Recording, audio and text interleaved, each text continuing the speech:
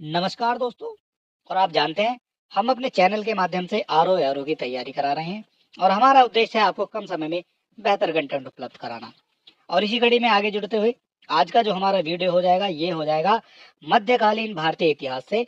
और मध्यकालीन भारतीय इतिहास के टॉप 80 क्वेश्चन आपको मिल जाएंगे जो आपकी परीक्षा में बार बार पूछे जाते रहे हैं। तो चलिए देर ना करते हुए शुरू कर लेते हैं आज का हमारा मध्यकालीन भारत के टॉप 80 क्वेश्चन। और चलिए देख लेते हैं हमारा आज का पहला क्वेश्चन क्या हो जाता है।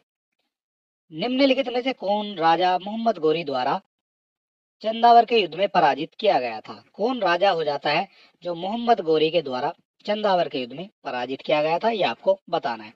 और इसका जो करेक्ट आंसर है ये आपका हो जाता है जयचंद। जयचंद को मोहम्मद गोरी द्वारा चंदावर के युद्ध में पराजित किया गया था। और यहाँ हम केवल क्वेश्चन आंसर की बात करेंगे। बात कर लेते हैं क्वेश्चन नंबर 2 के बारे में।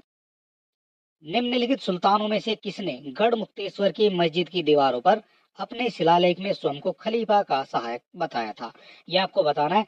कौन सा हो जाएगा क्वेश्चन 2 का आंसर? अगर आप किसी क्वेश्चन का आंसर जानते हैं तो आप हमें कमेंट बॉक्स में अवश्य लिखें ताकि आपको अपनी तैयारी का पता चल सके कि कहाँ आप स्टैंड कर रहे हैं। और इसका जो करेक्ट आंसर है ये आपका हो जाता है बलवन। बलवन के द्वारा गढ़ मुक्तेश्वर की दीवारों पर अपने शिलालेख में स्वयं को खलीफा का सहायक बताया गया था। बात कर लेते हैं क्वेश्चन नंबर 3 के बारे में। और ये वो क्वेश्चन है जो बार बार आपकी परीक्षा में एज इट इज उठाकर पूछ लिए जाते हैं। इनमें आपको ज्यादा डिटेल समझने की आवश्यकता बिल्कुल भी नहीं है, ठीक है। बात करेंगे क्वेश्चन 3 के बारे में। निम्नलिखित में से कौन सी इल्तुतमिश के राज्यकाल में सल्तनत की राजधानी रही है? इल्तुतमिश के राज्यकाल में सल्तनत की राजधानी कौन सी हो जाएगी? तो ये हो जाती है आपकी दिल्ली। दिल्ली इल्तुतमिश के राज्यकाल में सल्तनत की राजधानी रही है। बात करेंगे क्वेश्चन नंबर 4 के बारे में। और ये आपका सूची 1 को सूची 2 से सुमेलित करना है। और इस तरह के जो है काफी क्वेश्चन आपसे आपकी परीक्षा में पूछे जाते रहे हैं। और इधर जो है आपकी सूची 1 हो जाती है, इधर आपकी सूची 2 हो जाती है। रणथंभौर आपका हमीरदेव से संबंधित हो जाता है। चित्तौड़गढ़ की बात करेंगे तो चित्तौड़गढ़ आपका राणा रतन सिंह से संबंधित हो जाता है। बात कर लेते हैं देवगिरी की, तो देवगिरी आपका ये हो जाता है राय रामचंद्र से संबंधित। और गुजरात आपका कर्णदेव से संबंधित हो जाएगा। इस तरह से आप मैच करेंगे। ए का आपका 3 हो जाएगा और ए का 3 दिया गया है आपका ऑप्शन नंबर डी में, ठीक है। और यही जो है इसका करेक्ट आंसर हो जाता है। ए का 3 हो जाएगा, बी का 4 हो जाएगा, सी का 2 हो जाएगा और डी का आपका 1 हो जाता है, ठीक है। क्वेश्चन नंबर 4 का करेक्ट आंसर आपका डी हो जाता है। बात कर लेते हैं क्वेश्चन नंबर 5 के बारे में। निम्नलिखित में से किस सुल्तान ने साम्राज्य की सीमाओं की सुरक्षा हेतु विशेष सेना नियुक्त की थी? विशेष सेना किसके द्वारा नियुक्त की गई थी ये आपको बताना है। और इसका करेक्ट आंसर हो जाता है आपका अलाउद्दीन खिलजी ने। अलाउद्दीन खिलजी ने साम्राज्य की सीमाओं की सुरक्षा के लिए विशेष सेना नियुक्त कर रखी थी। बात करेंगे क्वेश्चन नंबर 6 के बारे में। दिल्ली सल्तनत के किस शासक ने अपने आप को खलीफा घोषित कर दिया था? खलीफा घोषित कर दिया था अपने आप को। ये कौन से सुल्तान हो जाते हैं? तो ये आपके हो जाते हैं मुबारक खिलजी। मुबारक खिलजी ने अपने आप को खलीफा घोषित कर दिया था। बात कर लेते हैं क्वेश्चन नंबर 7 के बारे में। निम्नलिखित में से किस शासक ने दीवाने अमीर कोही विभाग की स्थापना करवाई थी? ये कौन से शासक हो जाते हैं? दीवाने अमीर कोही की स्थापना किसके द्वारा कराई गई है? तो ये हो जाते हैं आपके मोहम्मद बिन तुगलक। मोहम्मद बिन तुगलक के द्वारा दीवाने अमीर कोही की स्थापना कराई गई थी। बात कर लेते हैं क्वेश्चन नंबर 8 के बारे में। बेरोजगार को सहायतार्थ दिल्ली के निम्नलिखित सुल्तानों में से किसने रोजगार कार्यालय की स्थापना की थी? ये आपको बताना है। रोजगार कार्यालय की स्थापना किस शासक के द्वारा कराई गई थी? और इसका जो करेक्ट आंसर है ये आपका हो जाता है डी, यानी फिरोज शाह तुगलक के द्वारा। फिरोज शाह तुगलक के द्वारा बेरोजगारों के लिए रोजगार कार्यालय की स्थापना कराई गई थी। बात कर लेते हैं क्वेश्चन नंबर 9 के बारे में। सर्वप्रथम लोक निर्माण विभाग की स्थापना किसके द्वारा कराई गई है? लोक निर्माण विभाग की स्थापना की बात हो रही है और ये हो जाता है आपका फिरोज शाह तुगलक के द्वारा। फिरोज शाह तुगलक के द्वारा लोक निर्माण विभाग की स्थापना कराई गई थी। और इस वीडियो में हमारे टॉप 80 क्वेश्चन आपको मिल जाते हैं जो बार बार आपकी परीक्षा में एज इट इज पूछे जाते हैं। बात कर लेते हैं क्वेश्चन नंबर 10 के बारे में। निम्नलिखित में से किसने आगरा की स्थापना की थी? आगरा की स्थापना किसके द्वारा की गई है ये आपको बताना है। और इसका करेक्ट आंसर हो जाता है आपका सिकंदर लोधी के द्वारा। सिकंदर लोधी के द्वारा आगरा की स्थापना कराई गई थी। बात कर लेते हैं क्वेश्चन नंबर 11 के बारे में। निम्नलिखित सुल्तानों में से कौन अन्न के ऊपर कर समाप्त करने के लिए जाना जाता है? अन्न के ऊपर कर को समाप्त करने के लिए कौन सा जाना जाता है? तो ये हो जाते हैं आपके सिकंदर लोदी। सिकंदर लोदी ने अन्न के ऊपर से कर को समाप्त कर दिया था। बात करेंगे क्वेश्चन नंबर 12 के बारे में। और इधर जो है ये आपका सूची को सुमेलित करने के लिए दिया गया है। इधर आपके स्मारक हो जाते हैं और इधर आपके निर्माता हो जाते हैं, किसने जो है स्मारकों को बनवाया है। और सबसे पहले बात करेंगे अटाला मस्जिद के बारे में। अटाला मस्जिद किससे संबंधित हो जाती है?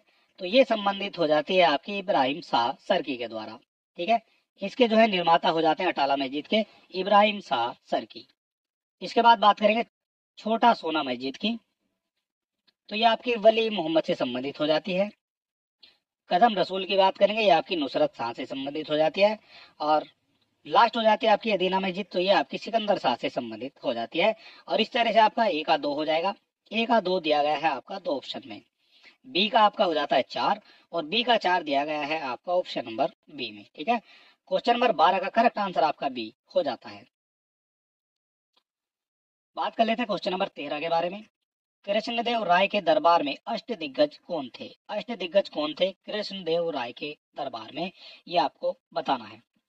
क्वेश्चन नंबर हो जाता है हमारा 13 और इसका करेक्ट आंसर हो जाता है ये 8 तेलुगु कवि हो जाते हैं कृष्णदेव राय के दरबार में अष्टदिग्गज। ठीक है, ये आपको याद रखना है।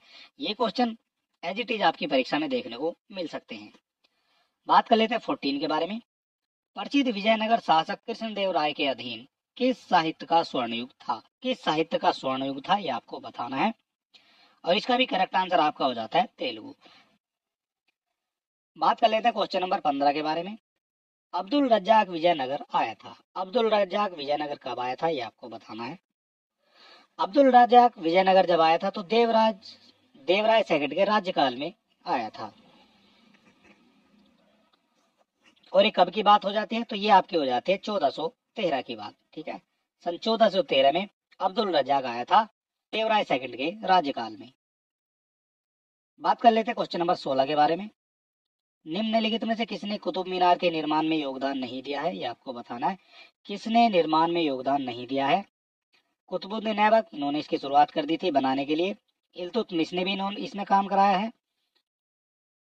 और एक आपका फिरोज शाह तुगलक के द्वारा भी इसमें निर्माण कराया गया था, लेकिन अलाउद्दीन खिलजी के द्वारा इसका निर्माण नहीं कराया गया। इन्होंने इसके निर्माण में योगदान बिल्कुल भी नहीं दिया है और ये ही जो है करेक्ट आंसर हो जाता है।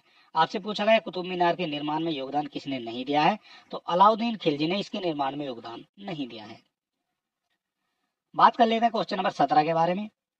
अमीर खुसरो का जन्म हुआ था। अमीर खुसरो का जन्म कहाँ हुआ है? तो ये हो जाता है आपका एटा और एटा हो जाता है आपका उत्तर प्रदेश में। उत्तर प्रदेश के एटा में अमीर खुसरो का जन्म हुआ था और ये बार बार आपकी परीक्षा में पूछा जाता रहा है क्वेश्चन। बात कर लेते हैं 18 के बारे में।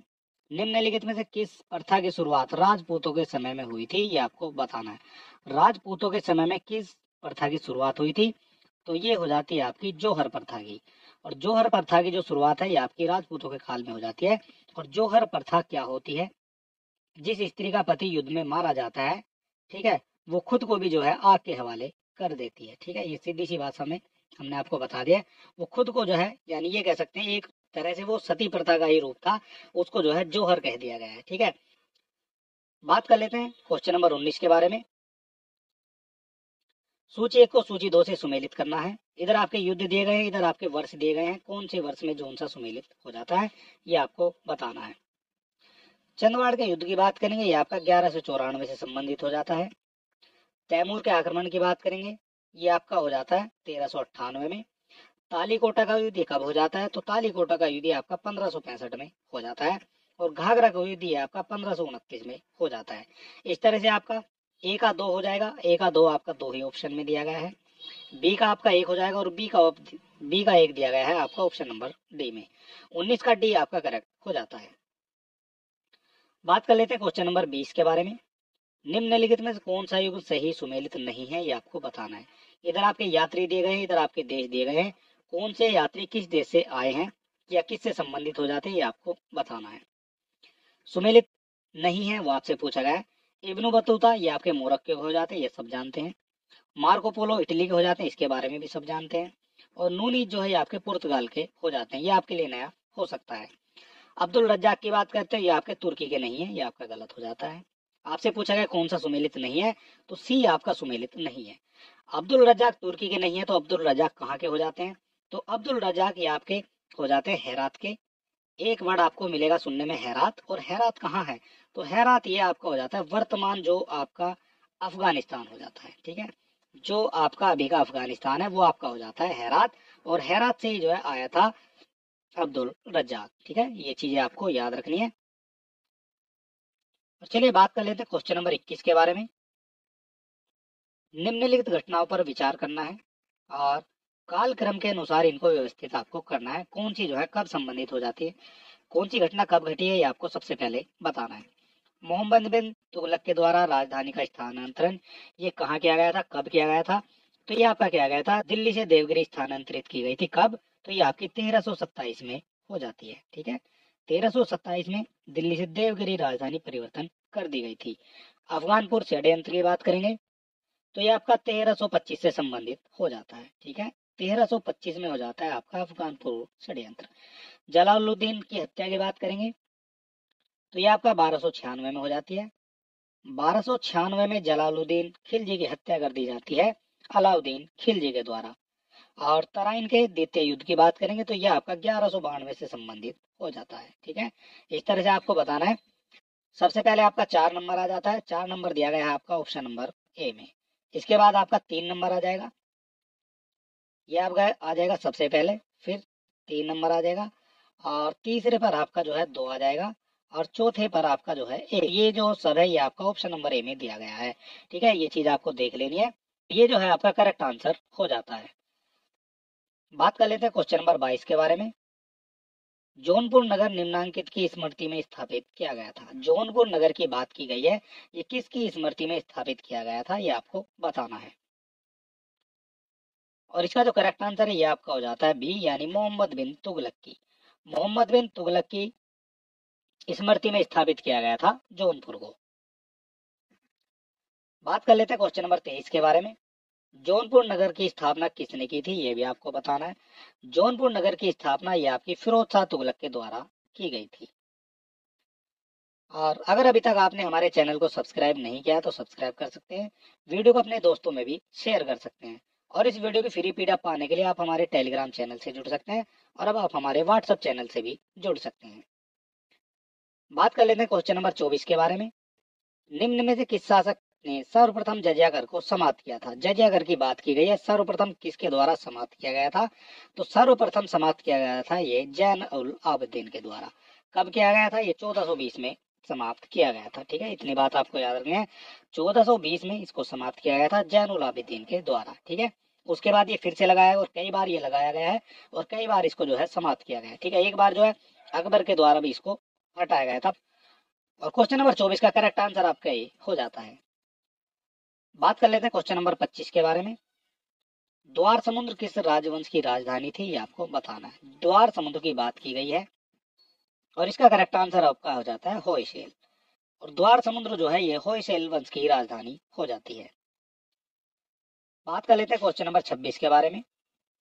भक्ति आंदोलन का प्रारंभ किसके द्वारा किया गया था, ये आपको बताना है।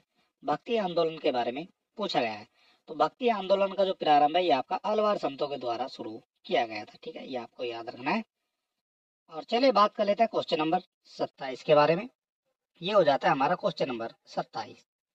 शुद्ध अद्वैतवाद का प्रतिपादन किसने किया था, ये आपको बताना है। शुद्ध अद्वैतवाद का प्रतिपादन, तो ये हो जाते हैं आपके वल्लभाचार्य। वल्लभाचार्य ने शुद्ध अद्वैतवाद का प्रतिपादन किया था।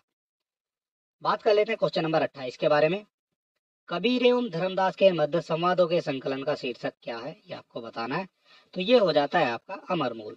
अमरमूल कहा जाता है कबीर एवं धर्मदास के मध्य संवादों के संकलन के शीर्षक को। बात कर लेते हैं 29 के बारे में। रामचरित मानस नामक ग्रंथ के रचयिता कौन हो जाते हैं, ये आपको बताना है।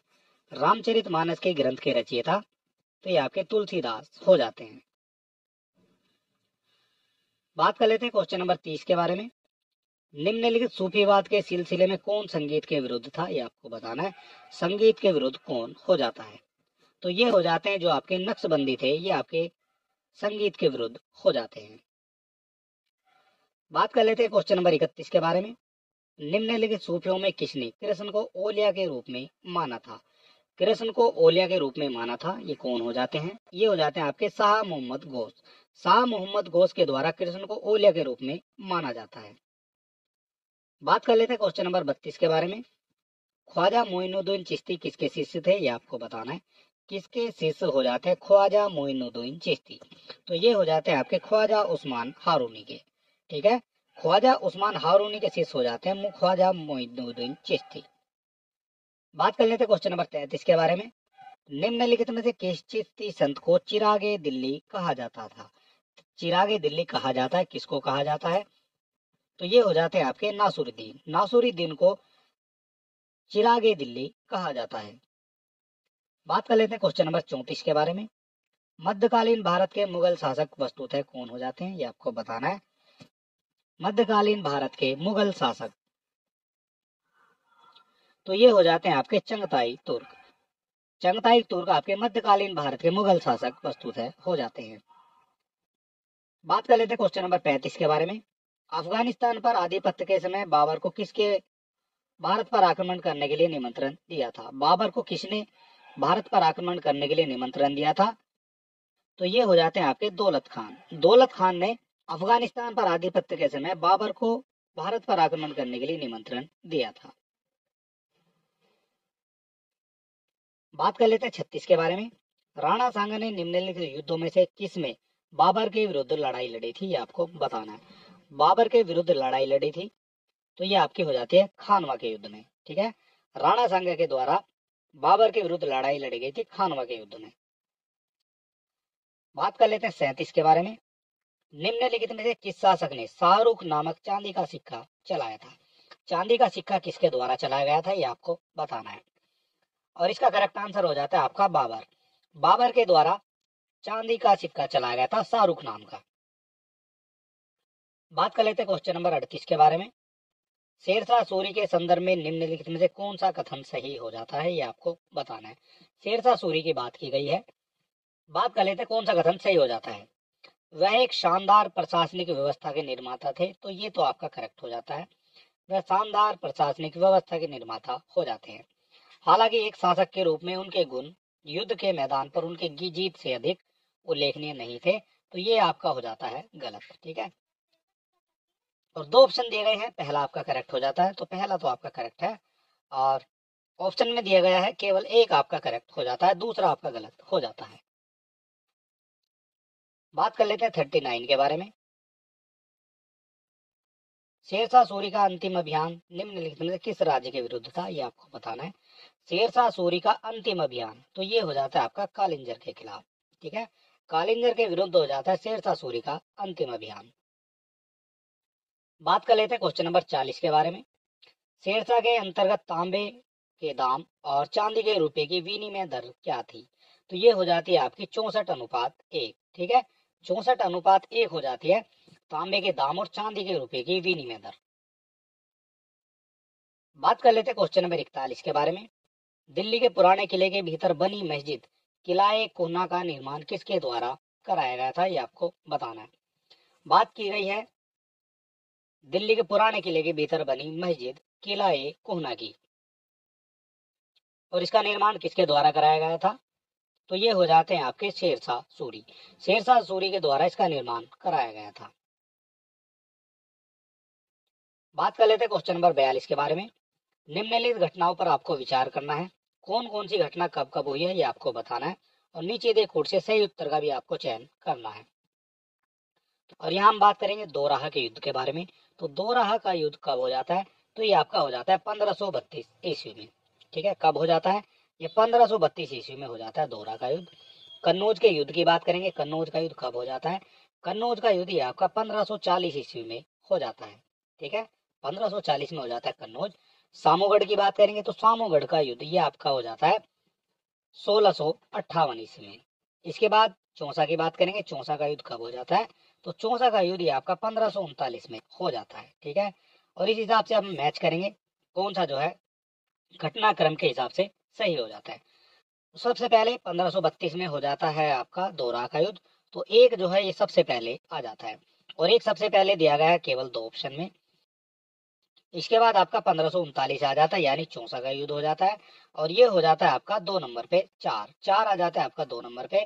इसके बाद आपका आ जाता है कन्नौज का युद्ध 1540 में, तो 2 नंबर आ जाता है तीसरे पर। और सबसे लास्ट में आ जाता है आपका सामूगढ़ का युद्ध। ठीक है, इस हिसाब से आप कह सकते हैं क्वेश्चन नंबर 42 का करेक्ट आंसर आपका बी हो जाता है। बात कर लेते हैं क्वेश्चन नंबर 43 के बारे में। निम्नलिखित मध्ययुगीन शासकों में से कौन सा एक उच्च शिक्षित हो जाता है? कौन जो है उच्च शिक्षित हो जाता है, निम्नलिखित में से आपको बताना है। और इसका करेक्ट आंसर हो जाता है आपका शेरशाह। शेरशाह जो है सबसे ज्यादा शिक्षित हो जाता है निम्नलिखित दिए गए शासकों में से। बात कर लेते हैं क्वेश्चन नंबर 44 के बारे में। अकबर का शासन जाना जाता है, अकबर का शासन जाना जाता है, नीचे दिए कोटों से सही उत्तर का आपको चयन करना है। सबसे पहले बात कर लेते हैं क्षेत्रों को जीतने के लिए। बिल्कुल, जो आपके क्षेत्र होते हैं उनको जीतने के लिए इसके शासनकाल को जाना जाता है, और अपनी प्रशासनिक व्यवस्था के लिए इसके लिए भी जो है अकबर के शासन को जाना जाता है। न्यायिक प्रशासन के लिए, तो न्यायिक प्रशासन के लिए भी अकबर जो है काफी फेमस हो जाते हैं। और उसकी धार्मिक कट्टरता के लिए तो ऐसा नहीं है, धार्मिक कट्टरता के लिए इनको नहीं जाना जाता है। और इनके जो दरबार में काफी हिंदू जो है विद्वान भी इन्होंने रखे हुए थे, ये भी आपको याद रखना है। तो धार्मिक कट्टरता से इनका कोई संबंध नहीं होता है। और 44 के करेक्ट आंसर आपके 1 2 3 हो जाते हैं, और 1 2 3 दिए गए हैं आपके ऑप्शन नंबर बी में। बात कर लेते हैं क्वेश्चन नंबर 45 के बारे में। हल्दीघाटी के युद्ध में महाराणा प्रताप के अलावा राजपूत सेना का सेनापति कौन था, ये आपको बताना है। और इसका करेक्ट आंसर हो जाता है आपका बी, यानी हकीम खान सूर। हकीम खान सूर हो जाते हैं हल्दीघाटी के युद्ध में महाराणा प्रताप के अलावा राजपूत सेना के सेनापति। बात कर लेते हैं क्वेश्चन नंबर 46 के बारे में। निम्नलिखित में किस परिवार ने सर्वप्रथम अकबर के साथ वैवाहिक संबंध स्थापित किया था, ये आपको बताना है। क्वेश्चन नंबर हो जाता है हमारा 46, और इसका करेक्ट आंसर हो जाता है आपका कछवाहा परिवार। कछवाहा परिवार ने सर्वप्रथम अकबर के साथ वैवाहिक संबंध स्थापित किए थे। बात कर लेते हैं क्वेश्चन नंबर 47 के बारे में। निम्नलिखित घटनाओं पर विचार कीजिए तथा उनको कालक्रम के अनुसार व्यवस्थित कीजिए। कालक्रम के अनुसार इनको व्यवस्थित करना है, ये कब कब हो जाते हैं ये आपको बताना है। और इसका जो करेक्ट आंसर है आपका डी हो जाता है। और सबसे पहले आपका आ जाता है 3 नंबर, 3 आ जाएगा ये, 1 नंबर पर आपका 3 आ जाता है, और 2 नंबर पर आपका आ जाएगा 1। इसके बाद आपका 4 नंबर आ जाता है, और इसके बाद आपका आ जाता है तुकोराई युद्ध, ये सबसे बाद में आ जाता है। ठीक है, इस तरह से जो है ये सुमेलित हो जाता है, और कालक्रम के अनुसार ये व्यवस्थित हो जाता है। क्वेश्चन नंबर 47 का करेक्ट आंसर आपका सी हो जाता है। बात कर लेते हैं क्वेश्चन नंबर 48 के बारे में। महाभारत के फारसी अनुवाद का शीर्षक क्या हो जाता है, ये आपको बताना है। महाभारत के फारसी अनुवाद का शीर्षक ये आपका रज्मनामा हो जाता है। 48 का आपका बी करेक्ट आंसर हो जाता है। बात करेंगे 49 के बारे में। निम्नलिखित में से किसने महाभारत का फारसी में अनुवाद किया था, ये आपको बताना है। फारसी में अनुवाद किया था महाभारत का, तो ये हो जाते हैं आपके अब्दुल कादिर बदायूनी। अब्दुल कादिर बदायूनी के द्वारा महाभारत का फारसी में अनुवाद किया गया था। बात कर लेते हैं क्वेश्चन नंबर 50 के बारे में। अकबर के शासनकाल की निम्नलिखित घटनाओं को कालक्रम के अनुसार व्यवस्थित कीजिए। कालक्रम के अनुसार व्यवस्थित करना है, कब कब घटित हो जाती है ये आपको बताना है। और बात कर लेते हैं सबसे पहले जजिया की समाप्ति की। तो जजिया घर की समाप्ति कब की गई थी अकबर के द्वारा, तो ये हो जाती है आपकी 1564 ईस्वी में। 1564 ईस्वी में जजिया घर की समाप्ति अकबर के द्वारा कर दी जाती है। इबादत खाने का निर्माण ये कब कराया गया था, ये आपका 1575 में कराया गया था इबादत खाने का निर्माण। मजहर पर हस्ताक्षर की बात करेंगे, ये कब हो जाता है, मजहर पर हस्ताक्षर हो जाते हैं 1579 ईस्वी में। ठीक है, 1579 में हो जाते हैं मजहर पर हस्ताक्षर। और दीन इलाही की जो स्थापना है ये कब हो जाती है, तो दीन इलाही की स्थापना ये आपकी 1582 ईस्वी में हो जाती है अकबर के द्वारा। ठीक है, इस तरह से ये कालक्रम के अनुसार लग जाते हैं। और सबसे पहले आपका 1 आ जाता है, फिर 2 आ जाता है, फिर आपका 3, और फिर आपका जो है 4 आ जाता है। ठीक है, 1 2 3 4 ये आपके क्रम से लगे हुए हैं। और इस तरह से जो है आपका क्वेश्चन नंबर 50 का करेक्ट आंसर आपका ये हो जाता है। बात कर लेते हैं क्वेश्चन नंबर 51 के बारे में। निम्नलिखित में से कौन हिंदुस्तानी संगीत के क्षेत्र में महान विभूति नहीं था। ये आपको बताना है कौन महान विभूति नहीं है संगीत के क्षेत्र में।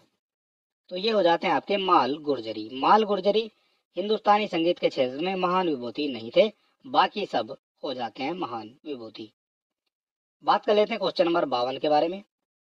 एक डच पर्यटक जिसने जहांगीर के शासनकाल का मूल्यवान विवरण दिया था वह कौन हो जाता है, ये आपको बताना है। और ये हो जाते हैं आपके फ्रांसिस्को पेलसट। फ्रांसिस्को पेलसट हो जाते हैं जिसने जहांगीर के शासनकाल का मूल्यवान विवरण दिया है।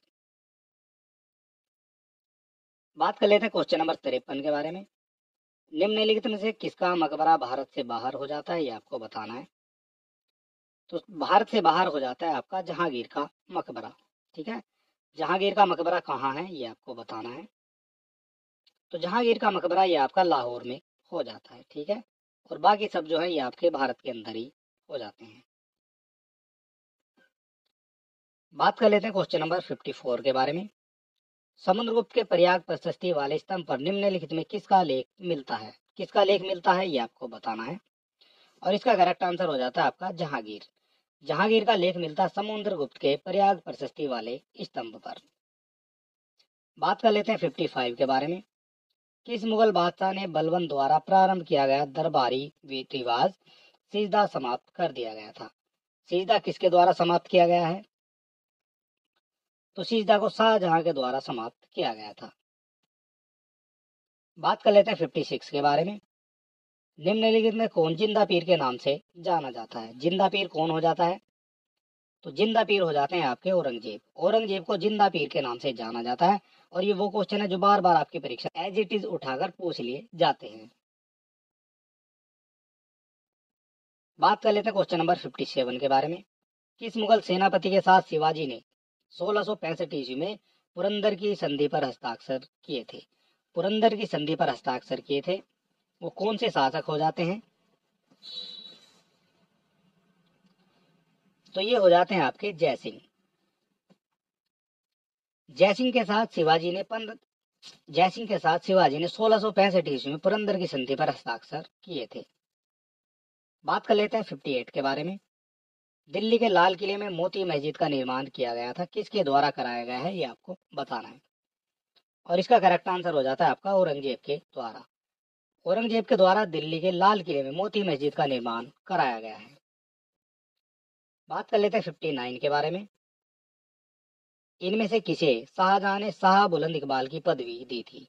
शाह बुलंद इकबाल की पदवी दी थी, तो ये हो जाते हैं आपके दारा सिखो। दारा सिखो को शाहजहां ने शाह बुलंद इकबाल की पदवी दी थी। बात कर लेते हैं 60 के बारे में। सूची 1 को सूची 2 से सुमेलित करना है। इधर आपके बादशाह दिए गए हैं, इधर आपके दीवान दिए गए हैं। कौन कौन किससे संबंधित हो जाते हैं ये आपको बताना है। और बात कर लेते हैं अकबर के बारे में। तो अकबर के दीवान कौन हो जाते हैं, अकबर के दीवान हो जाते हैं आपके मुजफ्फर खान। जहांगीर की बात करेंगे, जहांगीर के कौन हो जाते हैं, तो जहांगीर के हो जाते हैं आपके गियास बेग एतमादुल्ला। शाहजहां की बात की गई है, शाहजहां के दीवान कौन हो जाते हैं, तो शाहजहां के दीवान हो जाते हैं आपके सादुल्ला खान। और औरंगजेब के दीवान हो जाते हैं आपके असद खान। इस तरह से आप देख सकते हैं एक आपका 3 हो जाएगा और एक का 3 दिया गया है आपका ऑप्शन नंबर 2 में दिए गए हैं जहांगीर। ये आपके बी का आपका 1 हो जाएगा और बी का 1 दिया गया है आपका ऑप्शन नंबर डी में। ठीक है, 60 का करेक्ट आंसर आपका डी हो जाता है। बात कर लेते हैं 61 के बारे में। चित्रकला की मुगल शैली का प्रारंभ किया गया था। चित्रकला की मुगल शैली का प्रारंभ किसके द्वारा किया गया था, तो ये हो जाते हैं आपके हुमायूं। हुमायूं के द्वारा चित्रकला की मुगल शैली का प्रारंभ किया गया था। बात कर लेते हैं 62 के बारे में। बाबरनामा का अंग्रेजी अनुवाद किसके द्वारा लिखा गया था ये आपको बताना है। 62 की बात की गई है और इसका करेक्ट आंसर हो जाता है आपका लेडेन और रस्किन के द्वारा। ठीक है, लेडेन और रस्किन के द्वारा बाबरनामा का अंग्रेजी अनुवाद लिखा गया था। बात कर लेते हैं 63 के बारे में। रज्मनामा किस हिंदू ग्रंथ का फारसी अनुवाद हो जाता है, तो ये हो जाता है आपका महाभारत का। ठीक है, महाभारत का जो रज्मनामा ये आपका फारसी अनुवाद हो जाता है। और ये किसके द्वारा लिखा गया, ये आपका बदायूनी के द्वारा लिखा गया है। बात कर लेते हैं 64 के बारे में। मुगल मनसबदारी व्यवस्था के बारे में निम्न कथनों पर विचार कीजिए एवं नीचे दिए कूट से सही उत्तर का भी आपको चयन करना है। सबसे पहले बात करेंगे जात एवं सवार पद प्रदान किए जाते थे, तो ये तो आपका करेक्ट हो जाता है। एक जात और सवार पद ये आपके प्रदान किए जाते थे। बात कर लेते हैं दूसरे पॉइंट के बारे में। मनसबदार आनुवांशिक अधिकारी होते थे, तो ये तो आपका गलत हो जाता है। ये आपके आनुवांशिक अधिकारी नहीं होते थे, इनको जो है बनाया जाता था। बात कर लेते हैं 3 के बारे में। मनसबदारों के 3 वर्ग थे, तो ये भी आपका करेक्ट हो जाता है। मनसबदारों के 3 वर्ग थे और ये जो है कौन कौन से हो जाते हैं, तो सबसे पहले आपके अमीर आ जाते थे, अमीर थे। इसके बाद आपके अमीर अल कबीर थे और अमीरों का अमीर भी इसको कहा जाता था। ठीक है, तीसरा हो जाता है अमीरों का अमीर और दूसरा था आपका अमीर अल कबीर। ये इस तरह से जो है 3 श्रेणियों में इनको बांटा गया था। ठीक है, और बात कर लेते हैं 4th पॉइंट के बारे में। दीवान कार्यालय द्वारा इनका वेतन दिया जाता था, तो ये भी आपका इनकरेक्ट हो जाता है। दीवान कार्यालय के द्वारा इनका वेतन नहीं दिया जाता था। ठीक है, और 1 और 3 आपके करेक्ट हो जाते हैं। 1 और 3 और 1 और 3 दिए गए हैं आपके ऑप्शन नंबर डी में। बात कर लेते हैं 65 के बारे में। निम्नलिखित घटनाओं पर विचार कीजिए और इन्हें कालक्रम के अनुसार व्यवस्थित कीजिए। कालक्रम के अनुसार यहाँ भी जो है व्यवस्थित करना है, कौन कौन से हो जाते हैं ये आपको बताना है। कन्नौज के युद्ध की बात करेंगे, ये आपका हो जाता है 1540 ईस्वी में। चौसा के युद्ध की बात करेंगे, ये आपका 1539 ईस्वी में हो जाता है चौसा का युद्ध। ठीक है, ये आपको याद रखना है। तालीकोटा का युद्ध 1565 ईस्वी में हो जाता है। और बात कर लेते हैं खानवा के युद्ध के बारे में। खानवा का युद्ध कब हो जाता है, तो ये आपका 1527 ईस्वी में हो जाता है। ठीक है, इस तरह से आपको देख लेना है। सबसे पहले आपका आ जाता है खानवा का युद्ध यानी 4 नंबर, और 4 नंबर आपका दिया गया है 3 जगह पर। ठीक है, इसके बाद आपका आ जाता है 1539 आ जाएगा यानी 2 आ जाएगा, और 4 के बाद आपका 2 दिया गया है केवल 2 ही ऑप्शन में। और इसके बाद 1 नंबर पर आपका आ जाता है, 2 नंबर पर यह आ जाता है, और 3 नंबर पर आपका आ जाता है 1, और 3 नंबर पर 1 दिया गया है आपका ऑप्शन नंबर ए में। इस तरह से जो है आप मैच कर सकते हैं, और 65 का करेक्ट आंसर आपका 1 हो जाता है। बात कर लेते हैं 66 के बारे में। दारा सिकों को किस स्थान पर दफनाया गया था, ये आपको बताना है। तो दारा सिकों को दिल्ली में दफनाया गया था। बात कर लेते हैं 67 के बारे में। निम्नलिखित मुस्लिम शासकों का सही कालानुक्रम नीचे दी गई कूट से चुनिए। कौन कौन से हो जाते हैं सही, ये आपको बताना है। और यहाँ हम बात करेंगे, सबसे पहले आपके जहांगीर आ जाते हैं, 1 नंबर पे आपके जहांगीर आ जाते हैं। और इसके बाद आपके आ जाते हैं मोहम्मद शाह।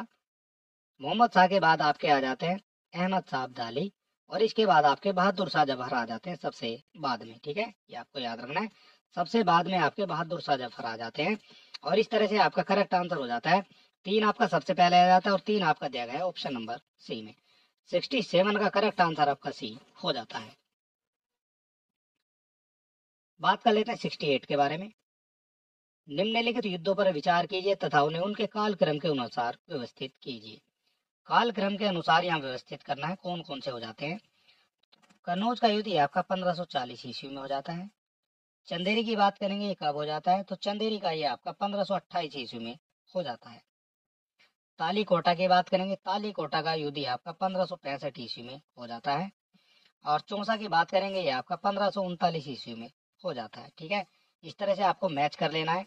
सबसे पहले आपका कालक्रम के अनुसार कौन सा आ जाएगा, तो सबसे पहले आपका आ जाता है 1528, ये आपका 1 नंबर पे आ जाएगा। इसके बाद आपका 2 नंबर पे आ जाता है चौसा का युद्ध, 3 नंबर पे आपका कन्नौज आ जाएगा, और 4 नंबर पे आपका आ जाता है तालीकोटा का युद्ध। ठीक है, इस तरह से आपको देख लेना है। और 2 आपका जो है सबसे पहले आ जाता है, और 2 आपका सबसे पहले दिया गया है ऑप्शन नंबर बी में। इसके बाद आपका 4 आ जाता है, और इसके बाद आपका आ जाता है 1, और इसके बाद आपका आ जाता है 3। ठीक है, इस तरह से जो है आपका 68 का करेक्ट आंसर बी हो जाता है। बात कर लेते हैं 69 के बारे में। निम्नलिखित को कालक्रम के अनुसार व्यवस्थित करें और सही उत्तर के नीचे सही कोट की सहायता से ढूंढे कौन से जो है कब कब संबंधित हो जाते हैं। और इसका जो करेक्ट आंसर ये आपका हो जाता है बी। पद्मिनी जो है ये सबसे पहले आ जाती है आपकी, इसके बाद आपकी जो है दुर्गावती आ जाती हैं, और इसके बाद आपकी आ जाती है 3 नंबर पे ताराबाई, और 4 नंबर पे आपकी अहिल्याबाई आ जाती है। ठीक है, इस तरह से जो है आपको याद रखना है। 69 का करेक्ट आंसर आपका बी हो जाता है। बात कर लेते हैं 70 के बारे में। सूची 1 को सूची 2 से सुमेलित करना है और इधर आपकी सूची 1 हो जाती है, इधर आपकी सूची 2 हो जाती है। बात की गई है हॉकिंस के बारे में। ये कब आ जाते हैं ये आपको बताना है। हॉकिंस जो है आपके 1608 में आ जाते हैं। तो टॉमस रो ये आपके 1615 ईस्वी में आ जाते हैं। मनुची की बात की गई है, मनुची कब आ जाएंगे? मनुची आ जाएंगे आपके 1653 ईस्वी में। और रोल फिश ये आपके 1585 से संबंधित हो जाते हैं। इस तरह से आपको देख लेना है। ए का आपका 2 हो जाएगा, बी का आपका 1 हो जाएगा। ए का 2, बी का 1, तो ये आपके दिए गए हैं 2 ऑप्शन में। और सी का आपका हो जाता है 4, सी का 4 दिया गया है आपका ऑप्शन नंबर बी में। 70 का आपका बी करेक्ट हो जाता है। बात कर लेते हैं 71 के बारे में। सूची 1 को सूची 2 से सुमेलित करना है। इधर आपकी सूची 1 है और इधर आपकी सूची 2 दी गई है। बाबर की बात करेंगे, ये किससे संबंधित हो जाते हैं? तो ये आपके जमी मस्जिद से संबंधित हो जाते हैं। हुमायूं की बात करेंगे, ये दीन पनाह से संबंधित हो जाते हैं। अकबर आपके जहांगीरी महल से संबंधित हो जाते हैं। और जहांगीर की बात करेंगे, ये किससे संबंधित हो जाएंगे? तो ये आपके एतमाद दौला के मकबरे से संबंधित हो जाते हैं। और इस तरह से जो है ए का 1 हो जाएगा और ए का 1 दिया गया है ऑप्शन नंबर 1 में। बी का 2 हो जाएगा, सी का 3 और डी का आपका 4 हो जाता है। ठीक है, 71 का जो है ये करेक्ट हो जाता है ए। बात कर लेते हैं 72 के बारे में। निम्नलिखित में से कौन मुगल काल में राजा बनाने वाले थे? राजा बनाने वाले कौन हो जाते हैं? तो ये हो जाते हैं आपके हुसैन अली और अब्दुल्ला। बात कर लेते हैं 73 के बारे में। किस सिख गुरु को अकबर ने 500 बीघा जमीन दी थी, ये आपको बताना है। किस सिख गुरु को 500 बीघा जमीन दी थी अकबर ने? तो ये हो जाते हैं आपके रामदास। रामदास हो जाते हैं आपके सिखों के चौथे गुरु हो जाते हैं रामदास। बात कर लेते हैं 74 के बारे में। निम्न में से किसी स्थान पर एक प्रसिद्ध सिख गुरुद्वारा अवस्थित है, ये कहाँ हो जाता है? 74 की बात की गई है और इसका करेक्ट आंसर हो जाता है आपका हेमकुंड। हेमकुंड में आपका प्रसिद्ध सिख गुरुद्वारा स्थित हो जाता है। बात कर लेते हैं 75 के बारे में। निम्नलिखित में से किन सिख गुरुओं को तत्कालीन शासकों द्वारा मृत्यु दंड दिया गया था, ये आपको बताना है। तो मृत्यु दंड दिया गया था, एक तो अर्जुन देव को दिया गया था और एक आपके गुरु तेग बहादुर को दिया गया था मृत्यु दंड। किस किसके द्वारा दिया गया था ये भी आपको बताना है। और गुरु अर्जुन देव की बात करेंगे तो इनको जो है जहांगीर ने फांसी दिलवा दी थी। ठीक है, ये आपको याद रखना है। और बात कर लेते हैं गुरु तेग बहादुर की, तो इनको औरंगजेब के द्वारा मरवा दिया गया था। ठीक है, ये आपको याद रखना है। दोनों को जो है मृत्यु दंड दिया गया था। और ये हो जाते हैं आपके 2 और 4, और 2 और 4 दिए गए हैं आपके ऑप्शन नंबर ए में। बात कर लेते हैं क्वेश्चन नंबर 76 के बारे में। किस सिख गुरु ने विद्रोही राजकुमार खुसरो की सहायता धन और आशीर्वाद से की थी, ये आपको बताना है। और इसका करेक्ट आंसर हो जाता है आपका सी, अर्जुन देव ने। गुरु अर्जुन देव ने विद्रोही राजकुमार खुसरो की सहायता धन और आशीर्वाद से की थी। बात कर लेते हैं 77 के बारे में। निम्नलिखित में से कौन सी मुद्रा छत्रपति शिवाजी के राज्य में प्रचलन रजत मुद्रा नहीं थी? रजत मुद्रा कौन सी नहीं थी? तो ये आपकी रुका जो है, ये आपकी कोई सी भी मुद्रा नहीं थी। रुपया हो जाता है, लारी हो जाता है, उड़े का टका भी हो जाता है, लेकिन रुका जो है ये कोई भी मुद्रा नहीं थी। बात कर लेते हैं 78 के बारे में। छत्रपति शिवाजी से संबंधित निम्नलिखित घटनाओं को कालक्रम के अनुसार व्यवस्थित कीजिए और नीचे दिए कोड से सही उत्तर का भी आपको चयन करना है। 78 की बात की गई है और इसका करेक्ट आंसर आपका हो जाता है 1 2 1 3 2 4। 1 3 2 4 दिए गए हैं आपके। सबसे पहले आपकी चाकन की किले पर विजय हो जाती है। इसके बाद आपकी हो जाती है 2 नंबर पर आ जाता है आपका मुगलों को से मतभेद प्रारंभ हो जाता है। और तीसरे नंबर पर आपका दिया गया है जो आपका अफजल खां का प्रकरण हो जाता है। और 4 नंबर पे आपका आ जाता है सूरत पर आक्रमण हो जाता है तथा उसको लूटना। ठीक है, 78 का आपका ये करेक्ट हो जाता है। बात कर लेते हैं 79 के बारे में। नीचे 2 कथन दिए गए हैं, एक को अभिकथन कहा गया है और दूसरे को जो है कारण आर कहा गया है। और आपसे पूछा गया सही उत्तर कौन सा हो जाएगा। ठीक है, नीचे दे कूट से सही उत्तर का भी आपको चयन करना है। सबसे पहले अभिकथन की बात करते हैं। मुगल साम्राज्य के पतन के बाद मराठा सबसे शक्तिशाली देश शक्ति के रूप में उभरे थे। तो ये तो आपका करेक्ट हो जाता है। ठीक है, मुगल साम्राज्य के पतन के बाद मराठा सबसे शक्तिशाली देश शक्ति के रूप में उभरे थे।